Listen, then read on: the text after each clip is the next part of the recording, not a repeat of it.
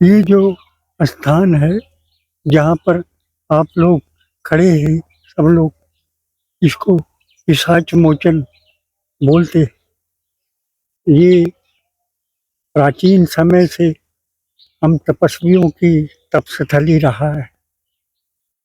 भरत जी यहाँ आए इसलिए नहीं, उनसे पहले भी यहाँ पर बहुत से तपस्वी आते रहे हैं, इसीलिए भरत जी भी यहाँ आए।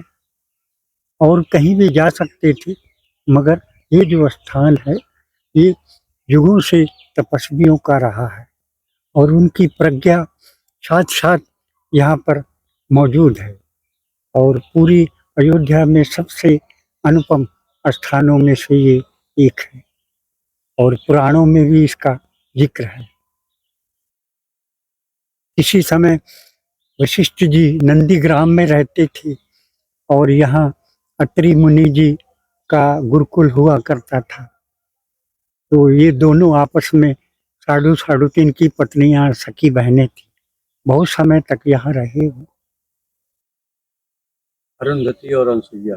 हाँ, ये स्थान जो है बहुत ज्यादा यहाँ पर ऊर्जा है, शक्ति जो है, क्योंकि देखो हम लोगों की उत्पत्ति ध्यान से हुई है तो मुक्ति भी ध्यान के द्वारा ही होगी, उसके बिना कोई उपाय नहीं। तो जो भी हमारी भारतीय मनीषा है वो इसीलिए वनों में रही है, क्योंकि ये जो पूरी प्रकृति है ये निर्विचार है, क्योंकि इनके पास भाषा नहीं है, विचार भी नहीं। तो जो भी इसके करीब इसके सानिध्य में रहेगा वो भी निर्विचार हो जाए। बाबा जी कब से यहाँ आप विराजमान हैं? अभी फिलहाल हमको 3 साल हो गया लगातार। वैसे हम 82 से यहाँ लगातार आ रहे हैं, बीच बीच में आते रहे हैं, तकरीबन 40 सालों से। पता चला है कि आप निराहार रहते हैं या भोजन करते हैं? निराहार तो रहते भी हैं, मतलब भोजन जो है मतलब एक टाइम से होता है, क्योंकि हमारा जो शरीर है वो एक बायोलॉजिकल क्लॉक की तरह है, घड़ी जैसे होती बायोलॉजिकल क्लॉक की तरह।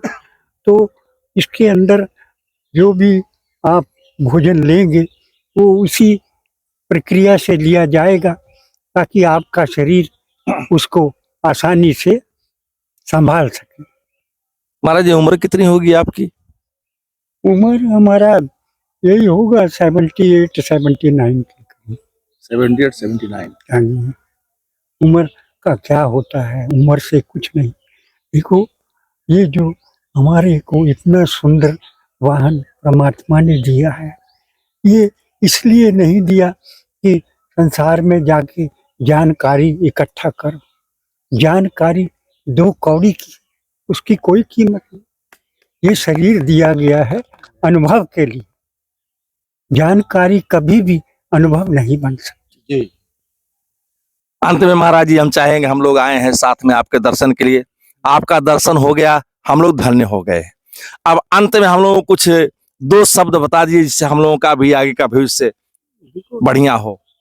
कोई जो भी जीव इस ब्रह्म के अंदर है, जितने भी जीव है, सबको एक ना एक दिन मुक्त होना ही है।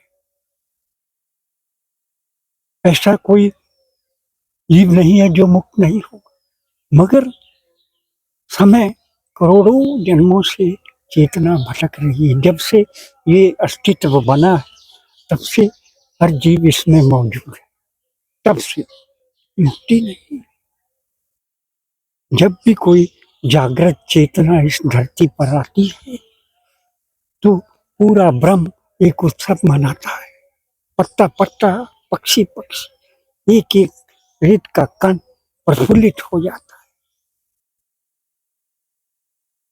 फिर जो भी उसके सानिध्य में आता है वो भी पार हो जाता है।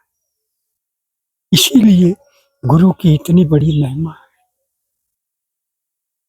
जागृत पुरुष ही किसी को जगा सकता है। बुझे हुए दिए कैसे किसी को जला सकता? जिसका दिया जल गया वो किसी को भी जला सकता है। अब हालात बहुत ज्यादा ठीक नहीं है। ज्यादातर चेतनाएं सोई हुई है। चारों तरफ बुझे हुए दिए, अस्तित्व अंधकार में हो गया है। हर इंसान इच्छाओं के बवंडर में दौड़ रहा है। कुछ दो शब्द ऐसा बताइए ताकि हम लोगों का तो कम से कम कुछ लाइन पे हम लोग आ सके। हम आपको यही कहना चाहेंगे कि अगर थोड़ा सा भी अपने से आपको प्रेम है तो 1 घंटा भी अपने लिए निकालो। छोड़ो सारे ये दुनिया दान के झमेले। 1 घंटा अपने लिए किसी एकांत में किसी वृक्ष के नीचे 1 घंटा बिताएं, ताकि उससे आप लोगों को जीवन का स्वाद पता लगे। लाइफ ऑफ टेस्ट, जीवन क्या है, 1 घंटे में ही घटना घट सकती है।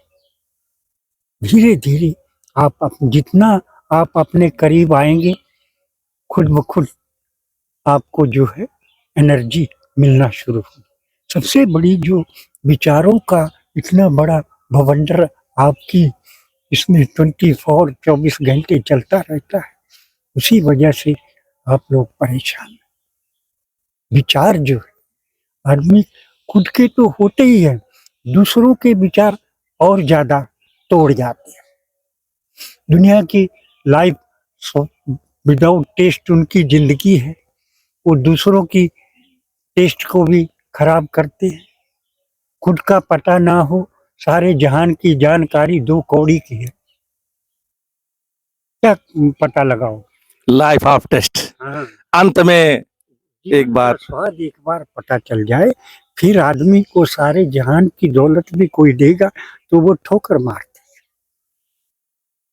किसी काम एक श्वास आपको पूरी सृष्टि की दौलत नहीं दे सकती, इतनी मर्जी इकट्ठी कर। तो आदमी कूड़ा करकट इकट्ठा करने में अपनी सांसें गवा कर चला जाता, पता ही नहीं चलता कब हाथ से जीवन छूट गया। अपना सारा समय कूड़ा कबाड़ा इकट्ठा करने में बिता दे रहा है। और कब सांस छूटी, इसका कितने कोई भरोसा नहीं। ये धरती है, सब कुछ यही धर लेती है। अंत में आशीर्वाद दीजिए महाराज जी, हम लोग फिर चलेंगे। जितने भी आप लोग आए हैं, आप लोगों का यहाँ पर आज आना जो है ये अकारण नहीं है। कोई भी शिष्य कभी भी गुरु को खोज नहीं सकता। इस भ्रम में जब भी खोजता है, गुरु ही शिष्य को खोजता है।